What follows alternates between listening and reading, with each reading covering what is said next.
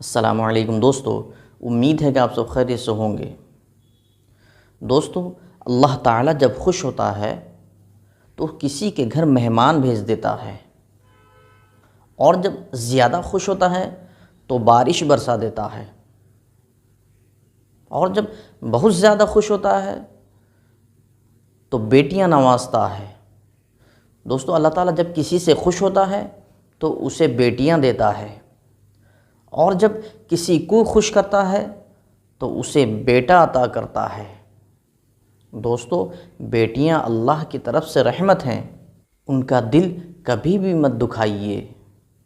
دوستو، بیٹیاں تو وہ ہوتی ہیں جو باپ کا درد سمجھتی ہیں، ماں کے آنسوؤں کو پوچھتی ہیں، بھائی کے دکھ درد کو لے کر اپنے سکھ کو ان پر لٹا دیتی ہیں۔ دوستو، کوئی بیٹیاں پا کر پچھتاتا ہے اور کوئی بیٹیوں کے لیے ہی پچھتاتا ہے، لیکن بیٹیاں ہر کسی کے نصیب میں کہاں ہوتی ہیں۔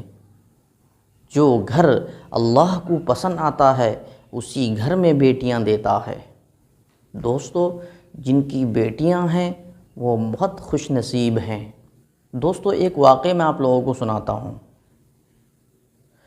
ایک آدمی کا انتقال ہو گیا، معمول کے مطابق تمام رشتہ دار اکٹھا ہو گئے، اور جب جنازہ تیار ہو گیا اسے قبرستان لے کر جانے لگے تو ایک آدمی اٹھا، چارپائی کے ایک پیر کو پکڑ کر کہنے لگا، مجھے اس آدمی سے 10 لاکھ روپے پانے ہیں، پہلے میں پیسہ پاؤں گا پھر جنازہ آگے بڑھے گی۔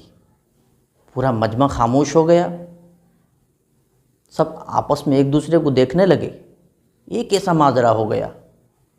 مرنے والے کے بیٹے آگے بڑھے اور کہنے لگے کہ ہمارے ابو نے کبھی بھی یہ نہیں کہا کہ ان پر کسی کا قرض ہے، وہ کسی سے قرض لیے ہیں، اس لیے ہم یہ پیسے نہیں دے سکتے۔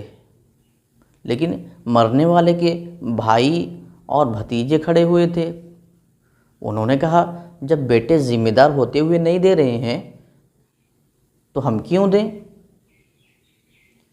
کچھ دیر گزرنے کے بعد جب یہ بات گھر کی عورتوں تک پہنچی تو عورتوں میں بھی خلبلی مچ گئی۔ اس مرنے والے کی ایک بیٹی تھی، بیٹی جب یہ بات سنی کہ میرے ابو پر کسی کا قرض ہے تو وہ رونے لگی اور اپنے سارے زیورات نکال کر اکٹھا کی، اور جتنے بھی نقد روپے تھے سب ملا کر اس آدمی کے پاس بھیجا اور کہنے لگی، اللہ کے لیے میرے ابو کا جنازہ نہ روکیں، یہ جو کچھ ہے آپ رکھ لیں، اور جتنا باقی رہ جائے گا میں اسے جلد لوٹا دوں گی۔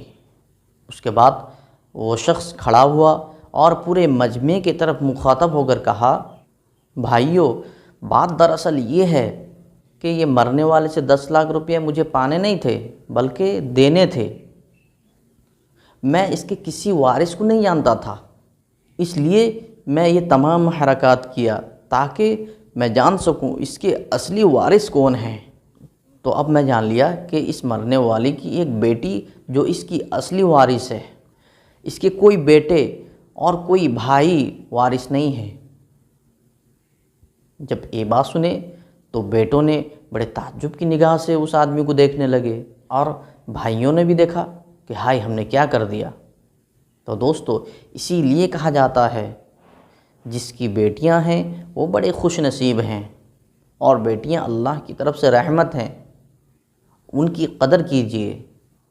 دوستو، میں امید کرتا ہوں یہ چھوٹا سا قصہ آپ لوگوں کو پسند آیا ہوگا۔